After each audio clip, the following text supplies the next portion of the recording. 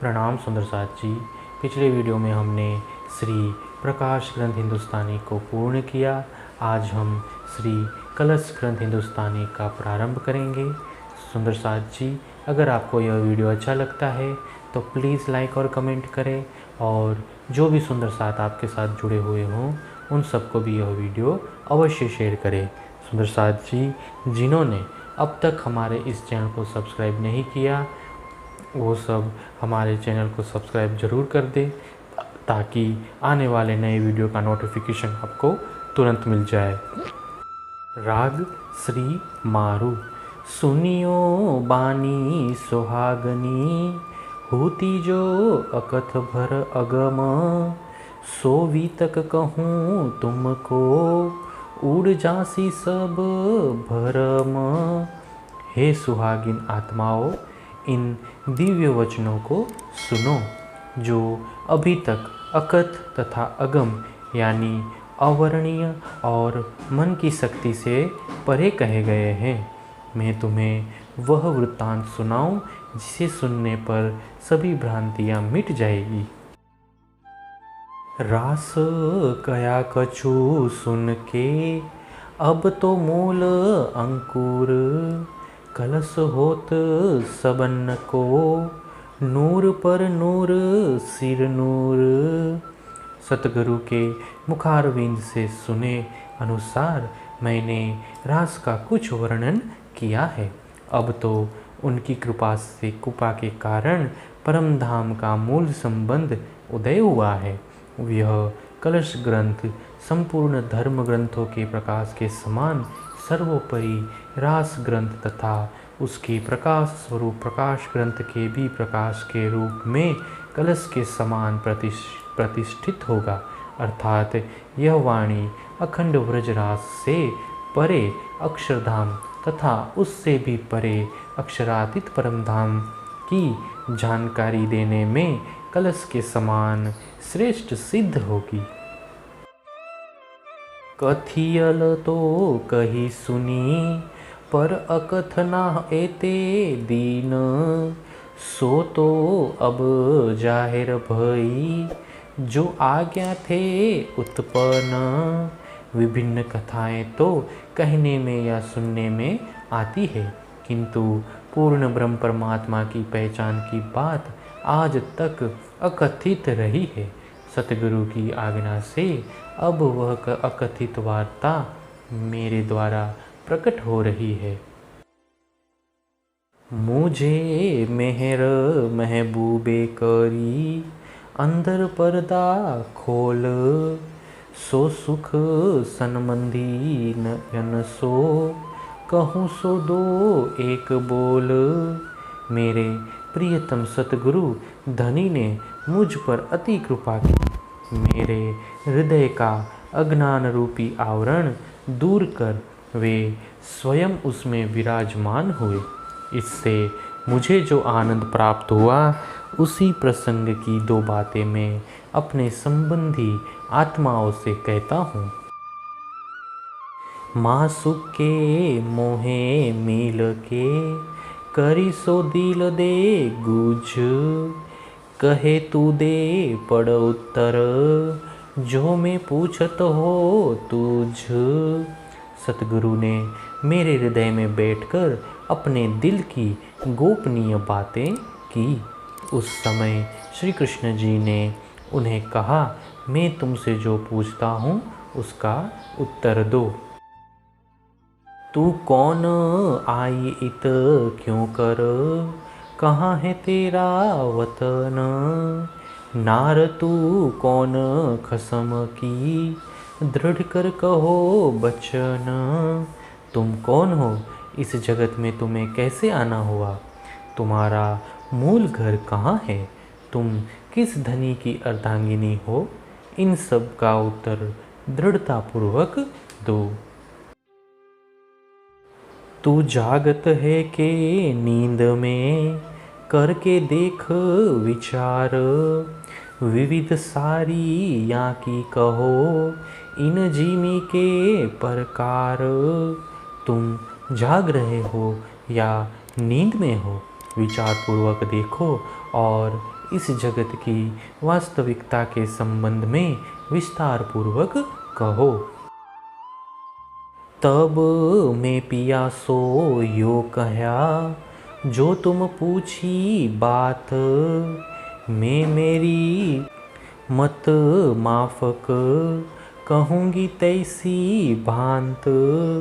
उस समय प्रत्युत्तर देते हुए सतगुरु ने श्री कृष्ण जी से कहा, हे धनी, आप मुझसे जो कुछ पूछ रहे हैं मैं उसे अपनी बुद्धि के अनुसार उसी प्रकार कहूँगा। सुनो पिया अब मैं कहूँ, तुम पूछी सुध मंडल, ए कहूँ मैं क्यों कर, छल बल वल अकल। हे धनी सुनिए, अब मैं कहता हूँ, आपने इस जगत की बात पूछी है, मैं किस प्रकार इसका वर्णन करूँ।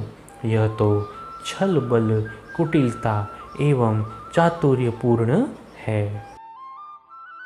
मैं ना पहचानो आपको, ना सुध अपनो घर, पीऊ पहचान भी नींद में, मैं जागत हो या पर। मैं स्वयं को नहीं पहचानता और मुझे अपने घर की शुद्धि भी नहीं है।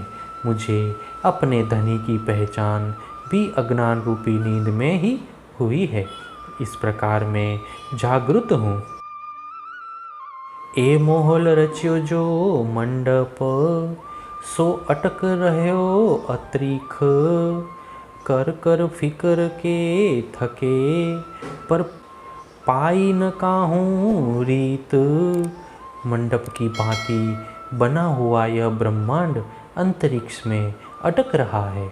अनेक ज्ञानी जन इस विषय पर खोज करते हुए थक गए, किंतु किसी को भी इसकी जानकारी नहीं हुई। जल जीमी तेज वाय को, अवकाश कियो है इंड, 14 तबक चारों तरफो, परपंच खड़ा परचंड। पृथ्वी, जल, तेज, वायु और आकाश, इन 5 तत्वों से इस ब्रह्मांड की रचना हुई है। 14 लोकों में चारों ओर इन्हीं 5 तत्वों का प्रचंड परपंच दिखाई देता है। या में खेल के हो वही, सो केते कहूँ विचित्र, तिमिर तेज रूप रुत रंग फिरे, शशि सुर फिरे नक्षत्र। इस जगत में कई प्रकार के खेल होते हैं, उनकी विचित्रता का वर्णन कहाँ तक करूं।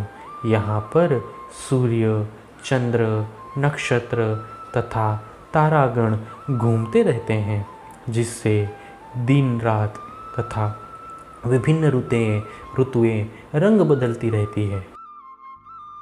तबक 14 इंड में, जीमी जोजन कोट 50, 3.5 कोटता बीच में, होत अंधेरी उजास। इस ब्रह्मांड के 14 लोकों में से इस पृथ्वी का व्यास 50 करोड़ योजन का है। उसमें से 3.5 करोड़ योजन के अंदर ही नियमित रूप से दिन और रात हुआ करते हैं। उजास सूर को कहा वही, सो तो अंधेरी के तिमिर, 3 थे कछु न सूझही, जीमी आपना घर। यहाँ पर सूर्य का जो प्रकाश कहलाता है, वस्तुतः वह अज्ञान रूपी अंधकार ही होता है, क्योंकि उससे यह झूठी दुनिया स्वयं तथा घर किसी की भी पहचान नहीं होती है। जब थे सूरज देखिए, लेत अंधेरी घेर, जीव पशु पंखी आदमी, सब फिरे या के फेर। जब सूर्य का उदय होता है तब अज्ञान रूपी अंधकार सबको घेर लेता है। इसीलिए पशु पक्षी मनुष्य आदि इसी अज्ञान के चक्र में फिरते रहते हैं।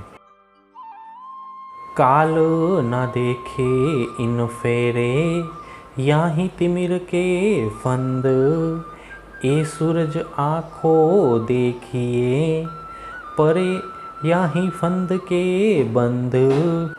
इस चक्र में पड़ने पर व्यतीत हो रहे समय की शुद्धि नहीं रहती, इसीलिए इसे अज्ञान का फंदा माना गया है। इस सूर्य के प्रकाश को आँखों से देखने पर भी सब लोग अज्ञान रूपी अंधकार के फंदे में बंधे रहते हैं। वाओ बादल बीज गाज ही जिमी जल ना समाए, ए पांचों आप दिखाए के फेर न पैदा हो जाए।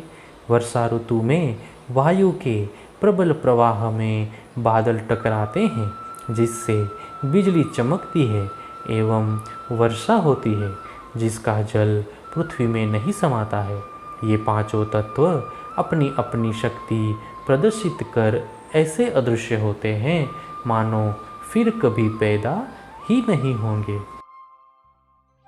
या भांत अनेक ब्रह्मांड में देत दिखाई दसों दिस, ए मोह जल लहरा ले वही सागर सब एक रस।